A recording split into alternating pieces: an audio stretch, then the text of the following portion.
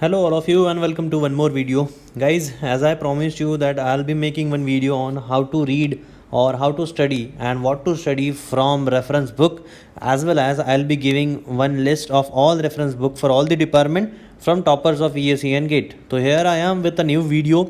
और दोस्तों इस वीडियो में हम जानने वाले हैं इन्हीं सब पॉइंट्स को। दोस्तों सबसे पहले मैं आपको बता देता हूँ कि रेफरेंस बुक जब भी आता है एक फियर फैक्टर उसके साथ एसोसिएटेड होता है एंड इसी वजह से लोगों को डर लगता है to open any particular reference book. Okay, but here I am with a solution that will solve every problem of you. Okay, तो let us begin with video. तो इस वीडियो में मैं अपने नोट्स आपको एक तरह से दिखाने वाला हूँ. ओके, तो इन्हीं नोट्स के पॉइंट जो भी 8 पॉइंट्स टोटल लिस्ट किए हैं मैंने, ये जो 8 पॉइंट्स है इनको आप फॉलो कीजिए एंड रेफरेंस बुक के रिलेटेड जितनी भी आपकी प्रॉब्लम्स है वो सब सॉल्व हो जाएंगी. ठीक है, तो चलिए शुरू करते हैं. अच्छा, एक और बात बता दूं दोस्तों that in this video we are not going just doing theoretical things. ठीक है, मैं आपको इस चैनल पे कोई भी ऐसी चीज़ नहीं बताता जो रियलिटी में एग्जिस्ट नहीं करती. ठीक है, मैं सब आपको प्रैक्टिकल चीज़ें बताता हूँ जो आपके रियल लाइफ में आप इंप्लीमेंट कर सकते हो.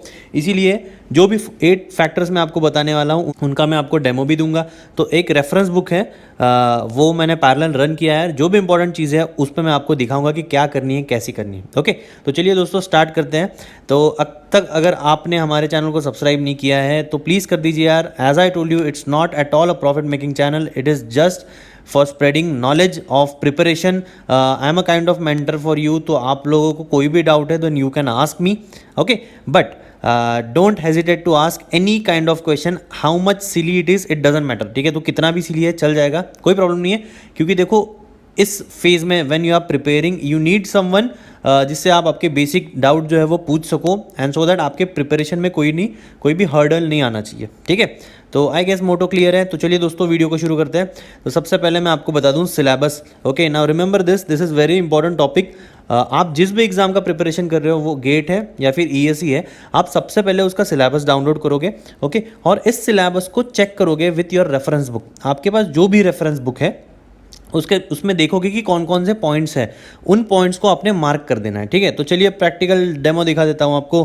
तो ये एक थ्योरी ऑफ मशीन का बुक है. थ्योरी ऑफ मशीन दोस्तों for your kind information it's a mechanical subject. मैंने सिर्फ और सिर्फ एग्जाम्पल की तरह लिया है. बाकी अगर आप किसी और ब्रांच से हो तो डो नॉट वरी, इसमें कोई टेक्निकल चीज़ें नहीं है, सिर्फ एक एग्जाम्पल की तरह मैं आपको इसमें बता रहा हूँ. ठीक है, तो चलिए सबसे पहले जैसे ही मैं बुक को ओपन करता हूँ तो इस बुक में मैंने करना क्या है दोस्तों, इस बुक में मैंने जितने भी ईएसई में या फिर गेट में जो टॉपिक दिख रहा है आपको, वो टॉपिक्स को मार्क कर लो, जो नहीं है उनको छोड़ दो. ठीक है, जैसे ये जो पॉइंट नंबर 1 है इंट्रोडक्शन, ये टॉपिक में नहीं है.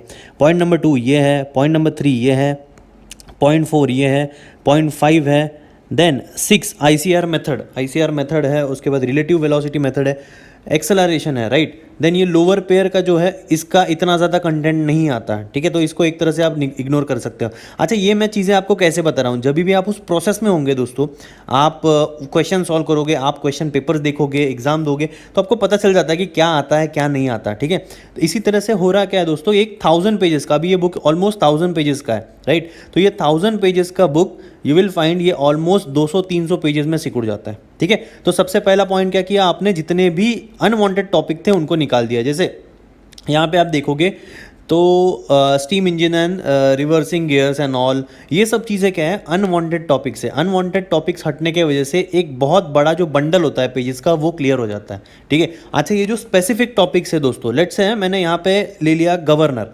ओके, सॉरी, यहाँ पे मैं अज्यूम करता हूँ गायरोस्कोपिक कपल. तो दोस्तों गायरोस्कोपिक कपल में जितने भी पॉइंट्स दिए वो सभी पॉइंट्स इंपॉर्टेंट नहीं होंगे.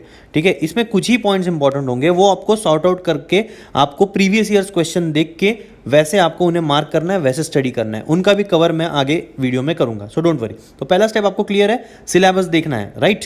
Okay, now next thing guys, this is very important. Read class notes, इसका मतलब क्या है. ओके, ये बहुत इंपॉर्टेंट क्वेश्चन है. लोगों को शायद मैंने पिछला वीडियो जो बनाया था उसमें भी क्लास नोट्स के बारे में बताया इन अ स्टडी मटेरियल. क्या करना है यही लोगों को पता नहीं है. ठीक है, तो देखिए 2 टाइप के स्टूडेंट्स हो सकते हैं. फर्स्ट जिन्होंने कोई भी कोचिंग क्लास ज्वाइन नहीं की है, सेकंड जिन्होंने कोचिंग क्लास ज्वाइन कर लिया था. ठीक है, या फिर जो अभी भी कोचिंग क्लास में है, जो ऑनलाइन कोचिंग कर रहा है वगैरह वगैरह, बहुत से टाइप है. और जिन्होंने कुछ भी नहीं किया है. ओके, ऐसे 2 टाइप्स हैं, राइट. ये है first and this is the second one, now guys अगर आपने कोई भी कोचिंग ज्वाइन नहीं की है तो आपको कंसेप्ट समझने हैं, राइट। कंसेप्ट कैसे समझोगे, you will be reading from reference book, क्योंकि वही एक नॉलेज का सोर्स है। तो आपने किया क्या, सबसे पहले सिलेबस मार्क कर दिया, राइट। सिलेबस मार्क करने के बाद आप एक एक टॉपिक को पढ़ते जा रहे हो, ठीक है। तो you what you are doing, you are basically learning from reference book, okay. आप उन टॉपिक को समझते जा रहे हो। Now important is guys, remember this, अगर आप if you are someone who has not joined any classes, then please मैं आपको ये सजेस्ट करूंगा कि आप किसी भी अच्छे क्लासेस के, let it be any coaching class, उसके क्लास नोट्स के जो जेरोक्स होते हैं वो उठा के लेके आइए, ठीक है।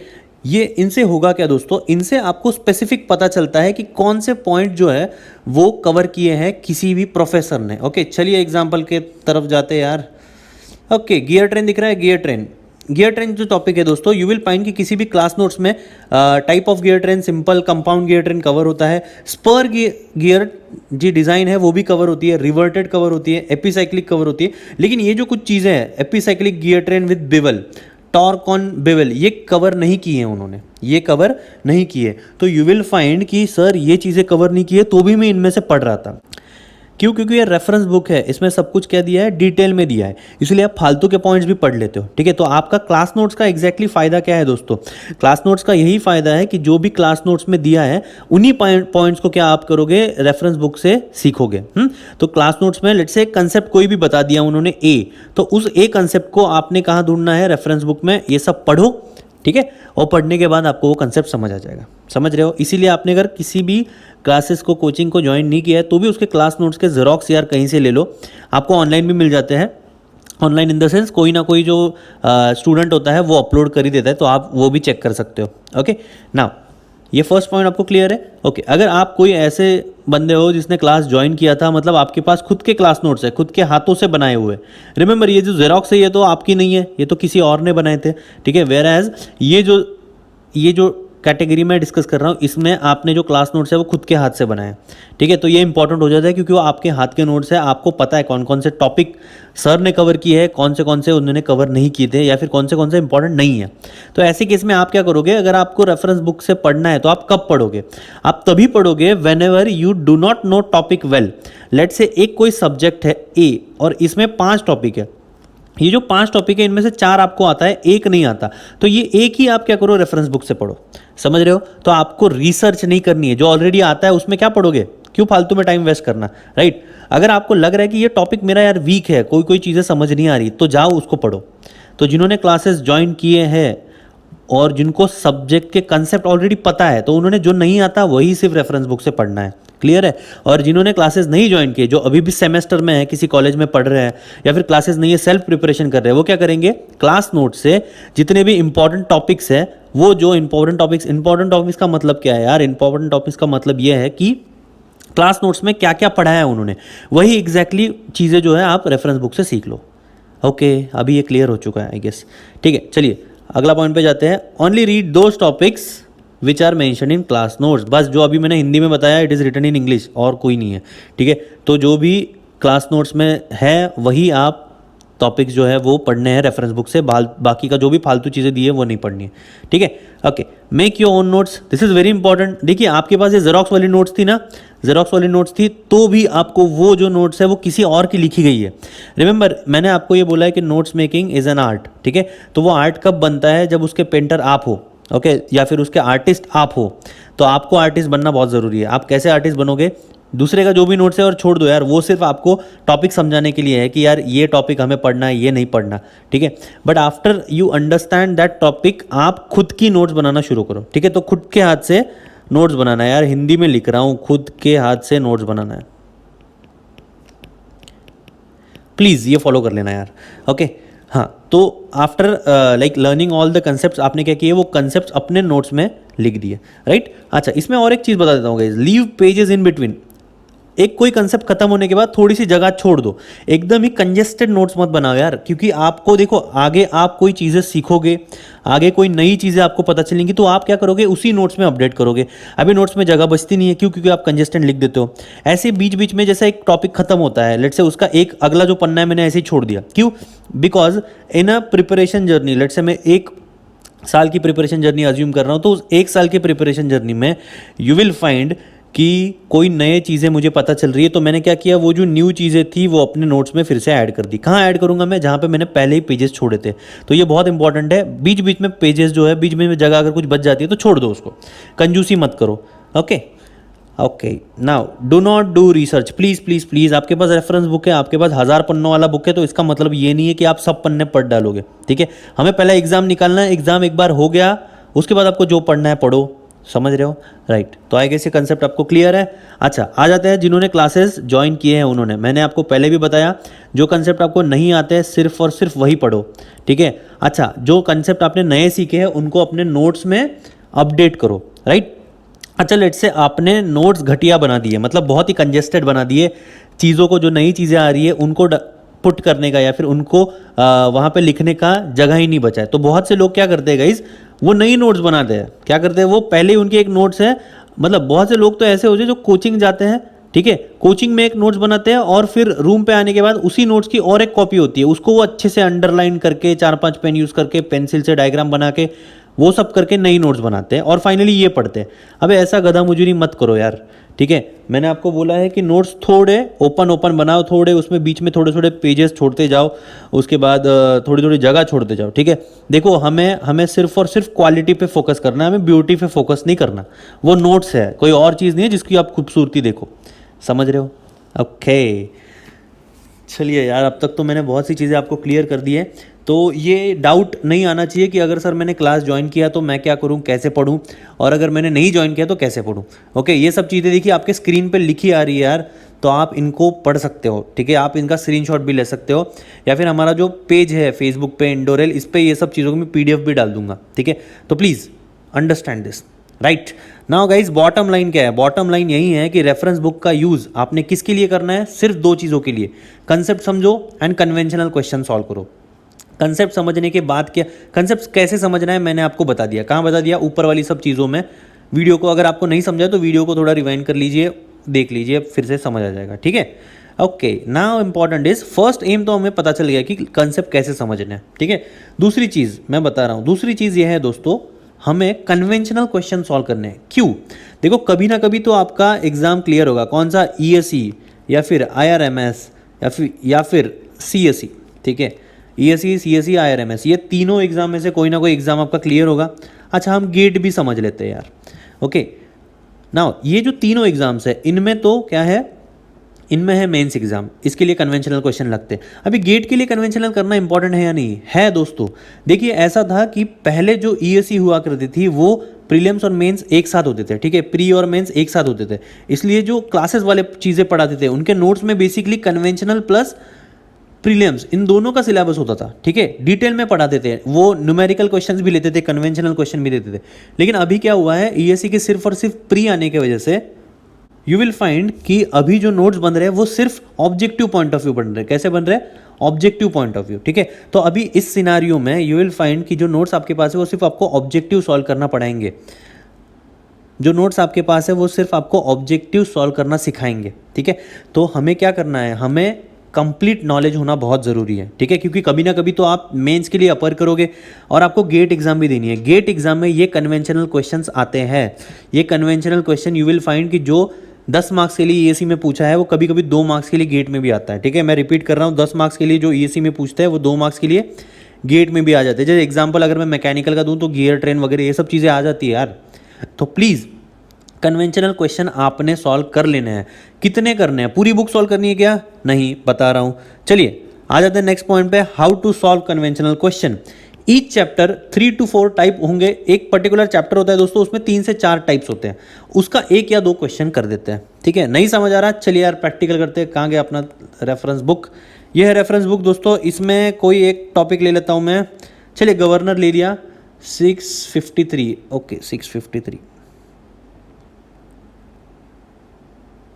राइट दोस्तों, this is a governor chapter. तो इसमें बहुत से प्रॉब्लम्स है, राइट। तो चलिए पहली हेडिंग, अच्छा जो बाकी डिपार्टमेंट्स वाले हैं प्लीज़ प्लीज़ प्लीज़ कुछ इसको डिपार्टमेंट स्पेसिफिक मत समझिएगा, ये सिर्फ आपको जनरल चीज़ें बताने के लिए कर रहा हूँ।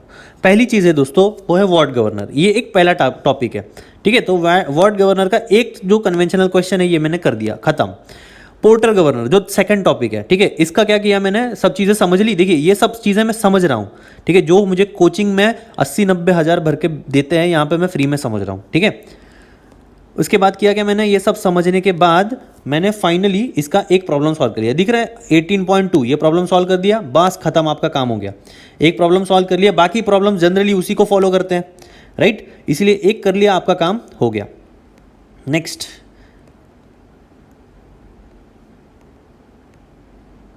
राइट, नेक्स्ट आता है प्रोवेल गवर्नर। प्रोवेल गवर्नर का फिर से मैंने थ्योरी समझ लिया एंड फाइनली इसका भी एक प्रॉब्लम सॉल्व कर दिया, राइट। तो किया क्या मैंने, सिर्फ और सिर्फ जितने भी टॉपिक्स है, ईच टॉपिक, एक टॉपिक का एक प्रॉब्लम उठाना है, एक टॉपिक का एक प्रॉब्लम उठाना है, वो सॉल्व करना है, दैट्स इट। यही आपको कन्वेंशनल में सॉल्व करना है और कुछ नहीं करना, राइट। इससे आपका मेंस का या फिर गेट का फाउंडेशन बनता है। जब आप मेंस पास हो जाओगे ना, तो ये सब चीज़ें आपको याद आएंगी, ओके, और ये आपको हेल्प भी करेंगी, ओके, एंड ये आपको बहुत ज़्यादा हेल्प भी करेंगी, राइट। चलिए नेक्स्ट पॉइंट पे हम जाते हैं guys. Next point is note concept फॉर्मूले that you learn from conventional question. देखिए कन्वेंशनल क्वेश्चन सॉल्व करके हो गया खत्म, ऐसा कुछ नहीं है यार। कन्वेंशनल क्वेश्चन होने के बाद आपने क्या करना है, जो भी लर्निंग्स वहाँ से आई है, जो भी लर्निंग्स वहाँ से आई हैं, उसको कहाँ नोट करोगे आप, नोट्स में। इसका मतलब क्या है यार, मैंने आपको पहले भी बोला था, नोट्स आपका बहुत कॉस्टली एसेट है, बहुत ज़्यादा कीमत है उसकी, क्योंकि आप क्या कर रहे हो, सब चीज़ों का नॉलेज जो है वो नोट्स में सेंट्रलाइज कर रहे हो। ये भी एक चीज़ है, जो भी फॉर्मूले आप या फिर जो भी नए कंसेप्ट आप कन्वेंशनल से पढ़ोगे, उसको क्या करो, नोट्स में डाल दो। मतलब आप जब आपका नोट्स रिवाइज करोगे, आपका सब कुछ रिवाइज हो रहा है, आपका प्रीलिम्स के लिए भी हो रहा है, मेंस के लिए भी हो रहा है, गेट्स के लिए भी हो रहा है, सब के लिए हो रहा है यार, okay. Next, focus on topic. अभी सर बहुत से टॉपिक होते हैं, किस पे फोकस करूं यार, 3 टॉपिक पे फोकस करना है।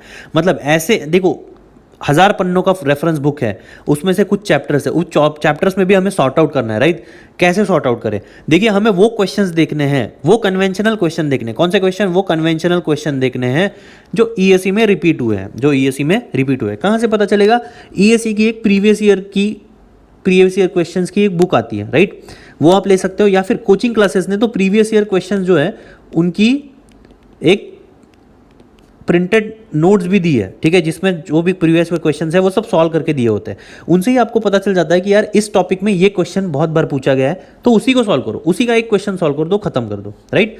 गेट के तो आप PYQ करते ही होंगे, राइट, तो उससे भी आपको आइडिया आ जाता है यार ये चीज़ के बारे में पूछा हुआ है, खत्म। Last and very important thing, university में भी, अच्छा आप सब लोग यार इंजीनियर हो, राइट, यूनिवर्सिटी तो आपने एग्जाम दी है, आपकी वो कौन सी भी यूनिवर्सिटी हो, ठीक है, उस यूनिवर्सिटी में आपको पता ही होता है कि लेट्स से अगर मेरा एक सब्जेक्ट है, कोई भी सब्जेक्ट है, उसमें ये टॉपिक से बहुत क्वेश्चंस आते थे मेरे यूनिवर्सिटी एग्जाम में। दोस्तों वही क्वेश्चन जो है वो आपके ईएससी और गेट के लिए भी इंपॉर्टेंट है, ठीक है। देखिए आपको ये चीज़ शायद सही नहीं लगेगी कि सर आप क्या बोल रहे हो, यूनिवर्सिटी और गेट के इनके सिलेबस तो मतलब थोड़े बहुत अलग हैं, आप क्वेश्चन सेम कैसे बोल सकते हो, लेकिन ये हकीकत है दोस्तों, ये मैंने ऑब्जर्व किया है, ठीक है। तो ये एक तरह से मेरी लर्निंग है, तो आप इसको प्लीज़ समझिएगा। यूनिवर्सिटी में जो क्वेश्चंस बहुत ज़्यादा आते थे, वही क्वेश्चंस आप देखो कि वो भी ईएससी में आ रहे हैं, वही क्वेश्चंस गेट में भी आ रहे हैं, ठीक है, उसी लेवल के, उसी टाइप के, ठीक है, उन पे भी आप फोकस कर सकते हो। यूनिवर्सिटी एक ऐसी चीज़ है जो आप कर रहे हो करंटली या फिर आप कर चुके हो, इसीलिए इस चीज़ पे आपका ज़्यादा एक्सपर्टाइज होगा, ओके, राइट। ये भी पॉइंट आपको क्लियर है।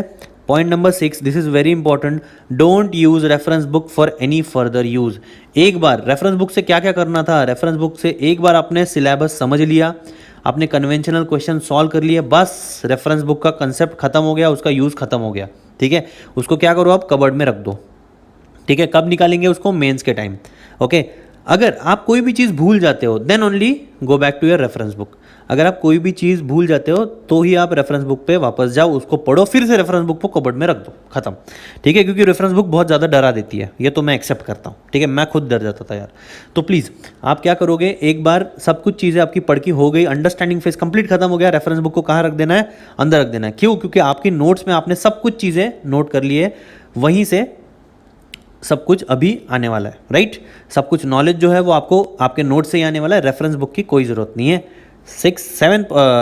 6 हो गया, right, this is 7 point, this is 8 point. 7 point बता रहा हूँ guys, never ever sell your reference book. मैं सजेस्ट करूँगा कि आपके रेफरेंस बुक को आप डोनेट कर दो, ठीक है। डोनेट किसको करोगे, कोई जूनियर है, कोई भी नीडी पर्सन है, देखिए यार आप सब इंजीनियर हो, ठीक है, आपको रेफरेंस बुक का काम अभी नहीं तो फ्यूचर में कभी भी आ सकता है। ओके, प्रोवाइडेड आप किसी और सर्विस में नहीं चले जाते, मतलब आप इंजीनियर हो, बैंक में काम कर रहे हो, तो रेफरेंस बुक कुछ काम की नहीं है, राइट। तो अगर आप इंजीनियरिंग सेक्टर में ही रहोगे तो कभी ना कभी ये रेफरेंस बुक आपको लग जाएंगी, इसीलिए उनको कभी बेचना मत, आप किसी को डोनेट कर दो, ठीक है। ओके ना, वीडियो का एंड नज़दीक आ चुका है। अभी मैं बताने वाला हूँ, चलिए एक क्वेश्चन का आंसर मैं दे देता हूँ। आप ये पूछ रहे होंगे कि सर आपने इतना सब बता दिया, ठीक है सर, ये अगर मैं एक एक सब्जेक्ट की एक एक रेफरेंस बुक ले लूँ तो भी बहुत ज़्यादा पैसा खर्चा हो जाएगा, ठीक है, और बहुत ज़्यादा हमें टाइम भी लग जाएगा इन सब चीज़ों में, मतलब रेफरेंस बुक ढूंढो, उसके बाद उनको परचेस करो, लेके आओ, वगैरह वगैरह, राइट। तो अभी आप करोगे क्या, देखिए, do not go and buy directly. आपको जाना ऐसा नहीं कि सर ने बोला चलो यार रेफरेंस बुक ले लो, सब रेफरेंस बुक का बंडल ले आए, 12-14 जितनी भी है उनको घर पे रख दिया, ठीक है, ऐसा नहीं करना है। आपको कुछ ऑप्शंस ट्राई करना है, राइट। आपको रेफरेंस बुक कहाँ से लानी है ये मैं बता रहा हूँ यार, ये कोई नहीं बताता, मैं तभी बता रहा हूँ, ठीक है। चलो, सबसे पहले तो आप किसी आपके दोस्त के पास जाओ, दोस्त को पूछो कि भाई तेरा रेफरेंस बुक दे दे, ठीक है। शायद दोस्त बुरा मानेगा, नहीं नहीं ये मेरे से आगे चला जाएगा, मैं नहीं दूंगा। उसको कैसे भी मना लो यार, उसको बोलो भाई एक दिन के लिए दे दे, ठीक है।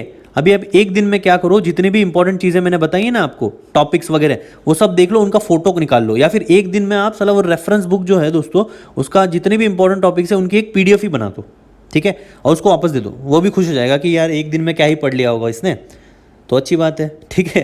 तो व्हाट यू कैन डू, अगर मैं ये सब चीज़ें आपके पैसे और टाइम सेव करने के लिए बता रहा हूँ, तो पहली चीज़ क्या की आपने दोस्तों, सबसे पहले आपने किया, आपके दोस्त के पास गए, उसके पास रेफरेंस बुक है क्या वो मैंने पूछा, ठीक है, अगर है तो ठीक है, यही काम हो गया, आगे के स्टेप फॉलो करने की ज़रूरत ही नहीं है, उसी से पढ़ लो और उसको वापस दे दो, राइट। अगर ये भी वर्क नहीं करता है तो क्या करोगे, आप ऐसे आपके दोस्तों के पास जाओ जो प्रिपरेशन छोड़ चुके हैं। अभी प्रिपरेशन छोड़ने वाले कौन होते हैं, जो एक तो पास हो गए या फिर फेल हो गए, दोनों के पास जाओ, ठीक है, और आप वहाँ जाने के बाद उनको बोलो कि भैया आपकी जो भी रेफरेंस थी वो मुझे प्लीज़ दे दो एक दिन के लिए। एक दिन में क्या करोगे आप, उसकी PDF बनाओगे इंपॉर्टेंट जो भी टॉपिक्स थे, एंड उनसे आप पढ़ना स्टार्ट करोगे, उसको बुक एक दिन में ही वापस दे देनी, समझ रहे हो ना, राइट। ये भी वर्क नहीं हो रहा है तो आप क्या करोगे, आप सेकेंड हैंड बुक पे जाओगे, ठीक है। आप कहाँ जाओगे, second hand book. Second hand book जो भी सेकेंड हैंड बुक स्टोर्स होते हैं वहाँ जाओ, वहाँ पे बहुत सस्ते में मिल जाएगी, ठीक है। ये भी वर्क नहीं हो रहा है तो आप क्या करोगे, आप अगर कॉलेज के स्टूडेंट हो दोस्तों, अगर आप कॉलेज के स्टूडेंट हो तो सबसे बेस्ट सोर्स आपके पास है लाइब्रेरी। अपने कॉलेज के लाइब्रेरी में जाओ, आपके कॉलेज के लाइब्रेरी में जाओ, वहीं से उठाओ, ठीक है। वैसे भी अबे देखो, जब मैं कॉलेज में था तो मैंने कभी भी वो लाइब्रेरी कार्ड का यूज़ नहीं किया, ठीक है। और बहुत से लोग होते हैं जो 99.9% लाइब्रेरी कार्ड का यूज़ करते ही नहीं है, ऐसे ही फालतू में लाइब्रेरी कार्ड के पैसे भरते रहते हैं। तो आप अगर कॉलेज स्टूडेंट हो तो उस रेफरेंस बुक को ले जाओ, उससे पढ़ो एंड वापस कर दो। आपके जो भी दोस्त हैं उनके भी लाइब्रेरी कार्ड आप यूज़ करो, उन पे भी 2-4 बुक्स ले जाओ, जितने भी टॉपिक्स आपको लग रहे हैं, और उनका अच्छे से यूज़ करो, ठीक है। कॉलेज का भी फ़ायदा होगा, आपका भी फ़ायदा होगा, ओके। अभी अगर कॉलेज स्टूडेंट नहीं हो तो आप क्या करोगे, तो आप अपने जूनियर को पकड़ो। अभी ये जूनियर कौन हो सकता है, जूनियर वो हो सकता है जो किसी कॉलेज का स्टूडेंट है, ठीक है, राइट। ये जूनियर आपके कॉलेज का जूनियर भी हो सकता है, कोई भी जूनियर जो फिलहाल कॉलेज में पढ़ रहा है और आपको पता है कि भाई इसका लाइब्रेरी कार्ड फालतू में वेस्ट हो रहा है, तो आप क्या करो, उस जूनियर को बोलो भाई मेरे लिए ये बुक लेके आ, मैं तुझे 10 रुपये दूंगा या फिर तुझे 50 रुपये दूंगा, ओके। अभी ये 50 रुपये में, 50 रुपये के लालच में, 10 रुपये लालच में वो बुक आपको दे देगा, ठीक है। तो एक हुआ क्या दोस्तों, 50 रुपये में आपको एक 500-600 की बुक मिल गई, वो भी पता नहीं 1 महीने के लिए देते हैं कॉलेज में, ठीक है, लाइब्रेरी में। तो अच्छी बात क्या है, आपने एक तरह से ऐसे चीज़ों का यूज़ किया कि आपके पास बुक भी आपकी आ गई एंड आपका ज़्यादा पैसा भी नहीं है, राइट। अभी ये सब चीज़ें अगर वर्क नहीं हो रही है तो आप क्या करो, कोई ना कोई लाइब्रेरी ज्वाइन कर लो, लाइब्रेरी में होगा एक बुक। कुछ नहीं वर्क हो रहा है तो आपके पास फाइनल ऑप्शन आ जाता है दोस्तों, ऑनलाइन बुक सर्च कीजिए। ऑनलाइन टेलीग्राम पे बहुत से ग्रुप है यार, उसके बाद आप गूगल पे भी डालोगे ना कोई तो आपको दे ही देगा, ठीक है। तो ऑनलाइन आपके पास, मैं तो ये मानता हूँ कि आई गेस सभी जगह पे ऑनलाइन बुक्स अवेलेबल हो चुकी है, तो you can go for it, ठीक है। तो भी मैंने आपको बहुत से और रास्ते बता दिए हैं जिससे आपको ये रेफरेंस बुक मिल सकते हैं, ठीक है। तो आई गेस ये क्लियर है। एक 9th पॉइंट है कि नेवर फॉरगेट अबव पॉइंट्स। ये जो ऊपर जो भी मैंने लिखा है ये भूलना नहीं यार, प्लीज़, यही इंपॉर्टेंट है। इससे आपकी जो स्टडीज़ है दोस्तों वो फास्ट होंगी, ओके। तो ये मैंने आपको बता दिया कैसे रेफरेंस बुक से पढ़ना है। अभी आते हैं कि कौन कौन से रेफरेंस बुक हैं। तो दोस्तों ये PDF है। अच्छा ये कहाँ से आई है, ये मैंने जितने भी मेरे ईएससी के फ्रेंड्स हैं जो टॉपर्स हैं जो अभी करंटली वर्क कर रहे हैं एंड गेट के जो टॉपर्स हैं, इनसे मैंने बातें की और उनसे बोला कि भाई मुझे बता दो यार ये सब चीज़ों, ठीक है, क्योंकि मैं तो खुद मैकेनिकल इंजीनियर हूँ तो मैं बाकी चीज़ों का आपको नॉलेज नहीं दे सकता। इसलिए जो भी कंसर्न लोग हैं जो जिन्होंने इस सेक्टर में इस एग्जाम्स में ऑलरेडी टॉप करके रखा है, तो मैंने ये सब चीज़ें उनसे ही एक्सट्रैक्ट की है। तो देखिए ये पहला जो पेज है ये इलेक्ट्रिकल के लिए, मैं नोट्स ये सब बुक्स वगैरह पढ़ के नहीं बताने वाला। इसकी जो भी ये कॉपी जो है ये एक पीडीएफ है दोस्तों। ये पीडीएफ मेरा एक चैनल है फेसबुक पे, चैनल का नाम है इंडोरेल। आप इंडोरेल सर्च करो, चैनल नहीं है फेसबुक पेज है यार, ठीक है। अगेन कुछ उसका यूज़ क्या है, बेसिकली उसका यूज़ इसीलिए है कि ये जो चीज़ें आती हैं नोट्स वगैरह ये सब चीज़ें डालूँ, थोड़े बहुत मोटिवेशनल वीडियोस भी वहाँ डाल दूँ, ठीक है। जो जो 1 मिनट्स का कुछ वीडियोस होंगे मेरे वो भी डाल दूँ जिससे आपको मोटिवेशन मिले, राइट। ओके, तो ये है इलेक्ट्रिकल इंजीनियरिंग के लिए। This is for electronics and telecommunication. This is for civil engineering and finally this is for mechanical engineering, ठीक है। ओके, इसके साथ दोस्तों एक बोनस भी लाया हूँ आपके लिए, जीएस का भी मटेरियल मैंने लिख दिया है। देखिए करंट इश्यूज़ कहाँ से पढ़ने हैं आपको, एक विजन की मैगजीन आती है। मैं ये सजेस्ट नहीं करूँगा कि रोज़ रोज़ हिंदू पेपर पढ़ो, विजन की एक मंथली मैगजीन आती है, एक मंथ में क्या क्या हुआ है वो पढ़ लो, सिर्फ पढ़ना है आपको, कोई याद वगैरह रखने की ज़रूरत नहीं है, ठीक है, रिवाइज वगैरह करने की ज़रूरत नहीं, क्योंकि वो बहुत ज़्यादा वोलाटाइल है। तो करंट इश्यूज़ आप विजन से पढ़ लो। अच्छा, जीएस कैसे प्रिपेयर करना है इसकी एक डिटेल वीडियो लाऊंगा मैं, डोंट वरी, मैंने सिर्फ आपको यहाँ पे मटेरियल लिख के दिया है, इसी मटेरियल को रिफर करके जीएस कैसे प्रिपेयर करना है इसकी वीडियो लाऊंगा with in a span of 2 to 3 days। Okay, so don't worry, अभी फिलहाल आप इस मटेरियल को देख लीजिए, ठीक है। ओके, तो ये मटेरियल जो है आपको इंडोरेल की जो हमारी पेज है उस पर मिल जाएगा, ठीक है। फेसबुक पे सिर्फ टाइप कीजिएगा इंडोरेल, okay, and you will get the page, almost 500 followers है उसको, तो you will get this thing there, okay. तो आई होप इस वीडियो में आपको मज़ा आया। Okay, so thank you very much guys for watching this video. हमारा जो नेक्स्ट वीडियो है वो होने वाला है सेंट्रल पावर इंजीनियरिंग सर्विसेज पे, जैसे आपने रिक्वेस्ट किया था, तो सेंट्रल पावर इंजीनियरिंग सर्विसेज पे नेक्स्ट ट्रेनिंग का वीडियो आने वाला है। एंड इसके बाद जीएस का प्रिपरेशन कैसे करना है इस पे भी वीडियो आने वाला है, राइट। आई होप आप इस चैनल को लाइक करोगे, शेयर करोगे एंड सब्सक्राइब करोगे, एंड जो भी आपके डाउट है उन्हें कमेंट करो, right. Thank you guys, and remember this that on this Sunday, okay, on 24th of May we have our live stream, so hope you all will join on that live stream and we will have lot of questions and lot of discussion, okay। So thank you very much guys, and as always stay happy and stay motivated.